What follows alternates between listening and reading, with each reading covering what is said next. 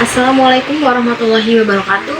Perkenalkan, nama saya Ananda Arun Cahya, NPM 131212057.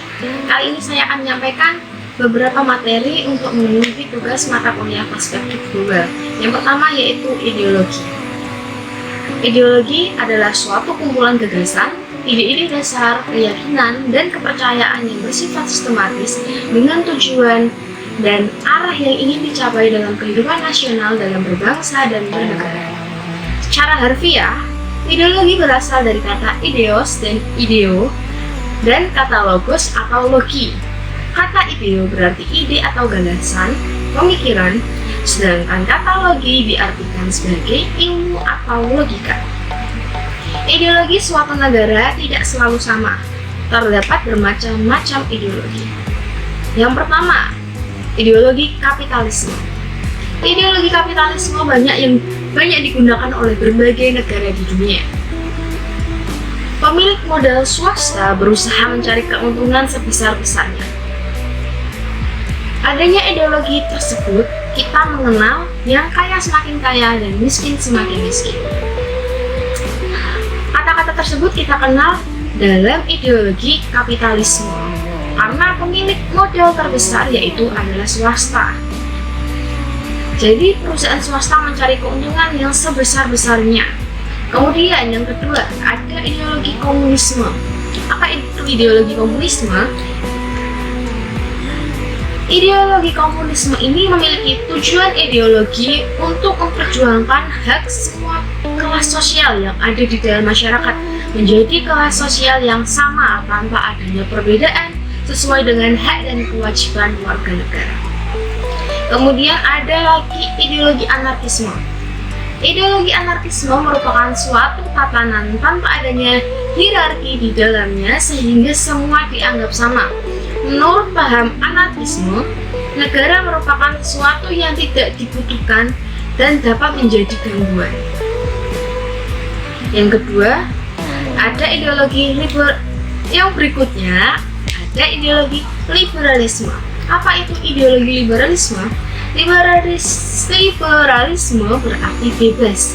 Para penganut liberalisme ini percaya bahwa untuk menciptakan tatanan dunia yang bagus dan maju harus didasarkan pada kebebasan, baik kebebasan dalam pandangan politik bahkan agama.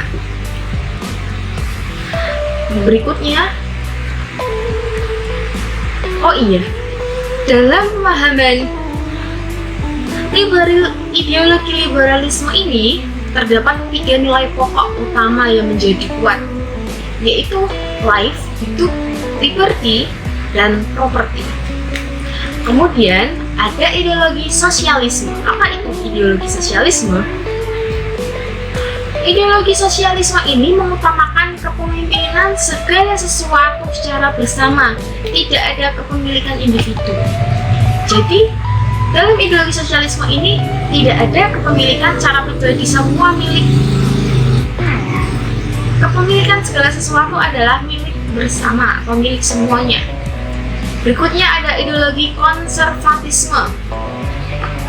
Paham ini memusatkan pada nilai-nilai ajaran kuno atau tradisional dan menentang keras dengan adanya modernisasi dan globalisasi.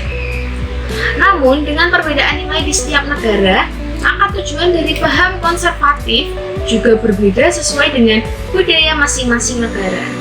Jadi, ideologi konservatisme ini tergantung dengan masing-masing kebudayaan dari negaranya. Mungkin tidak semuanya sama, jadi walaupun ideologi sama-sama ideologi konservatisme, tapi dalam implementasi negara memiliki perbedaannya masing-masing berdasarkan budayanya.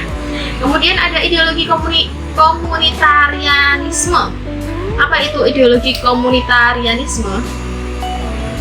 Paham utamanya sama dengan komunis klasik, hampir sama dengan komunis, yaitu menentang adanya paham kapitalis dan liberalis. Kemudian ada ideologi libertarianisme. Apa itu ideologi libertarianisme? Pada paham ideologi libertarianisme, warga negara sangat menjunjung tinggi adanya kebebasan, terutama dalam kebebasan dalam individu, proses pemilikan dilakukan secara utuh oleh individu, dan individu tidak atau negara tidak berhak adanya pengaturan, tidak berhak untuk mengatur masyarakatnya. Pada paham ini juga lebih menganjurkan tidak membuat adanya lembaga sosial karena bisa mengganggu jalannya negara. Yang paling penting di sini adalah individu bebas, baik dalam ranah politik maupun ekonomi, tidak diatur oleh negara. Jadi setiap individu bebas untuk menentukan dalam menjalankan politik maupun ekonominya tanpa diatur oleh negara. Kemudian ada ideologi fasisme. Fasisme merupakan ideologi yang sangat keras karena segala aspek kehidupan telah diatur mulai dari politik, budaya, ekonomi, dan sebagainya. Para penganut paham fasis ini percaya bahwa pemimpin tunggal yang kuat dan otoriter mampu menciptakan kedaulatan dan kesejahteraan bersama di dalam sistem negara.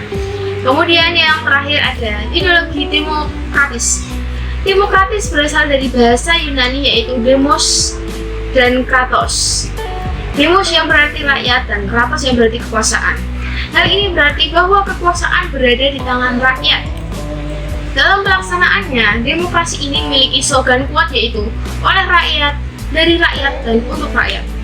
Landasan pemikiran dari paham demokratis ini adalah kekuasaan tertinggi berada di tangan rakyat dengan memiliki Dewan Perwakilan Rakyat yang pada kenyataannya menjadi lembaga pemerintah eksekutif, yudikatif, dan legislatif.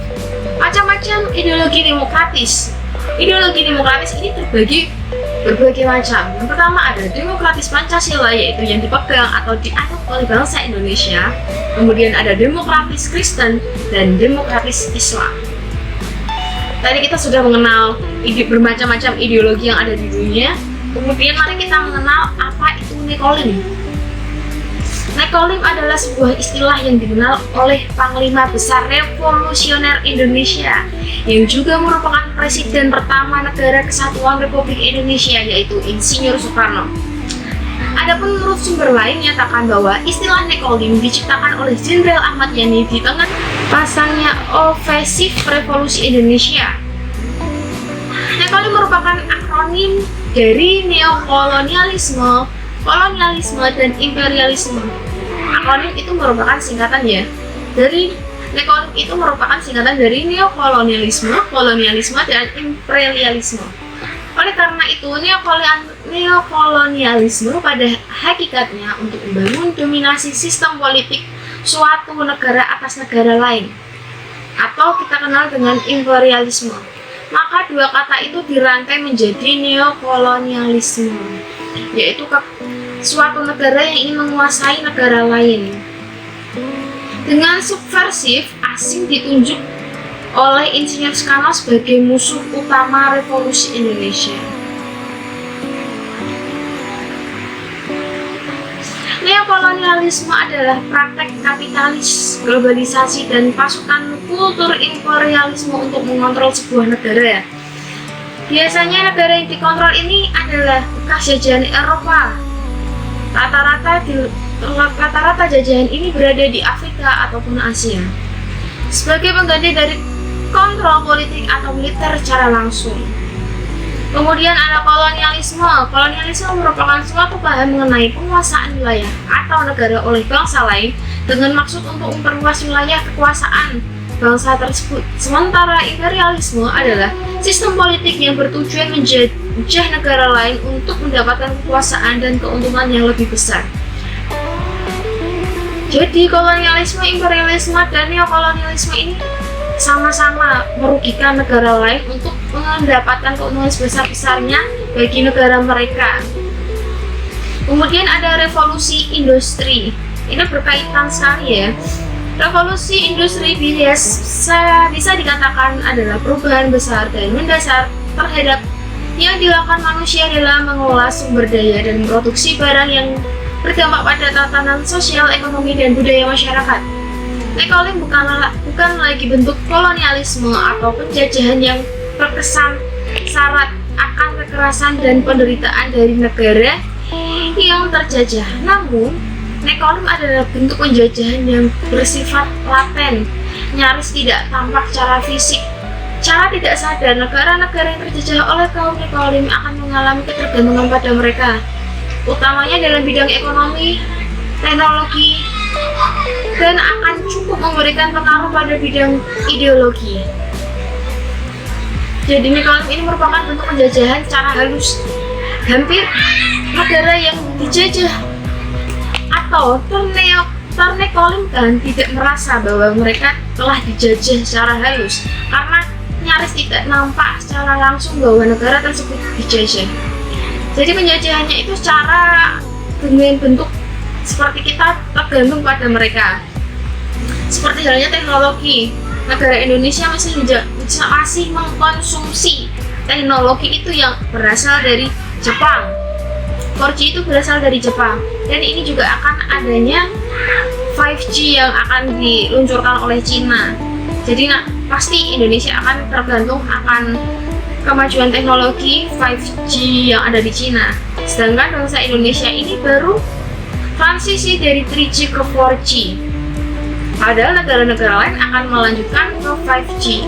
Maka dari itu kita sebagai bangsa Indonesia harus bisa memajukan industri Indonesia. Jadi saat ini kita dijajah tidak dijajah secara kasar, melainkan kita dijajah melalui suatu produk industri jual beli. Jadi kita dijajah melalui suatu produk penciptaan karya baru. Salah satu penciptaan karya baru ini adalah mata uang digital atau yang kita kenal dengan cryptocurrency. Apa itu cryptocurrency?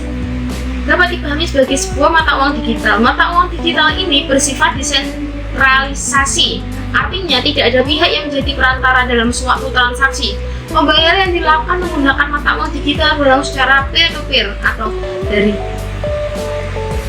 orang langsung ke orang, yaitu dari pengirim ke penerimanya langsung. Meskipun demikian, seluruh transaksi yang dilakukan tetap tercatat dalam sistem yang ada pada jaringan cryptocurrency. Pencatatan dilakukan oleh penambang cryptocurrency dan akan mendapatkan komisi berupa uang digital yang dipakai. Transaksi mata uang digital menawarkan fleksibel yang cukup tinggi karena bisa dilakukan kapan saja, di mana saja, dan kapanpun, dimanapun di seluruh dunia. Cukup bekal smartphone atau PC laptop yang terhubung dengan internet, kamu bisa bertransaksi baik mengirim atau menerima sejumlah uang tanpa melalui perantara. Bahkan transaksi menggunakan mata uang digital ini bisa diselesaikan dalam hitungan menit detik tanpa khawatir terjadinya downtime atau kehabisan waktu ya, membuang-buang waktu yang banyak. Saat ini tercatat ada beberapa jenis mata uang digital yang banyak digunakan. Di antara lain adalah Ethereum, Litecoin, Ripple, Monero, dan yang paling populer adalah Bitcoin. Selain nama-nama mata uang tersebut, masih ada lebih dari 1.000 mata uang digital yang kini beredar di seluruh dunia. Keberadaan mata uang digital di Indonesia. Meski sudah cukup banyak masyarakat Indonesia memahami apa itu mata uang digital, sayangnya keberadaan mata uang digital ini mendapatkan penolakan keras dari pemerintah pusat. Bahkan mata uang digital ini bukan alat pembayaran yang sah di dalam negeri.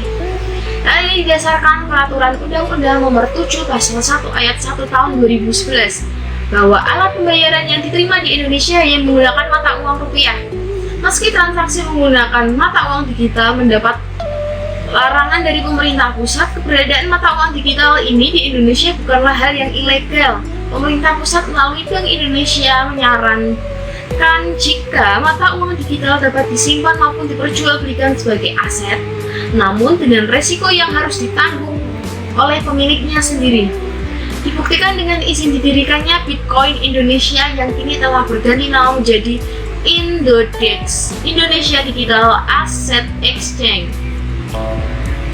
Namun untuk kamu yang tertarik berinvestasi dengan mata uang digital, sejak Februari 2019 sudah ada peraturan hukum yang memayungi segala aktivitas tersebut, dikeluarkan oleh Badan Pengawas Perdagangan Berjangka Komoditi Indonesia melalui Peraturan Nomor 5 Tahun 2019 yang mengatur tentang teknis penyelenggaraan pasar fisik aset kripto di bursa berjangka. Hebatnya lagi, sejak Mei 2008 Indonesia memiliki mata uang digital sendiri bernama Sironium. yang membidik penambang yang berada dari pebisnis UKM guna meningkatkan omset bulanan mereka. Nilai kapitalisasi pasar Sironium di akhir tahun 2018 bahkan sudah menyentuh angka 29,4 juta. Nilai ini terus mengalami peningkatan fluktuatif setiap harinya. Kemudian ada mata uang Bitcoin. Bitcoin adalah sebuah bukti nyata adanya transaksi secara dari pengirim ke penerima yang berasal dari proposal B-Money oleh Wei Dai dan proposal Bitgold oleh Nick Szabo. Prinsip dari sistem secara umum telah dideskripsikan pada tahun 2008 oleh Satoshi Nakamoto. Jadi Bitcoin ini sudah direncanakan sejak tahun 1998 oleh Wei Dai, tapi baru terrealisasikan oleh Satoshi Nakamoto di tahun 2008. Jadi seperti itu materi yang saya sampaikan. Semua saling berkaitan, mulai dari ideologi, mata uang digital, Nekolin. Berdasarkan Nekolin penjajahan yang secara halus itu, kita juga harus, sebagai bangsa Indonesia, kita harus bisa maju, tidak boleh kalah akan teknologis, ekonomi, politik dari negara lain. Kita juga harus cerdas. Kita harus membedakan mana yang baik untuk negara dan mana yang tidak untuk negara. Kita adalah negara Pancasila. Jangan mau dijajah oleh negara lain. Apalagi saat ini penjajahan itu tidak secara fisik kita tersakiti, tapi secara perlahan-lahan kita tersakiti oleh penjajahan, terutama di ranah industri, jual beli, jasa, barang, dan lain-lain. Oleh karena itu, kita harus memajukan industri dan industri produk yang ada di Indonesia, dan kita harus memajukannya, mengembangkan, mendukung produk-produk Indonesia. Jika ada suatu industri Indonesia, ya kita harus mendukung produk Indonesia agar lebih unggul di ranah dunia.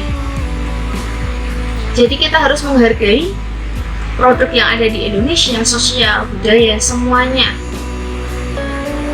Jangan malu untuk menjunjung tinggi kebudayaan dan asal kita.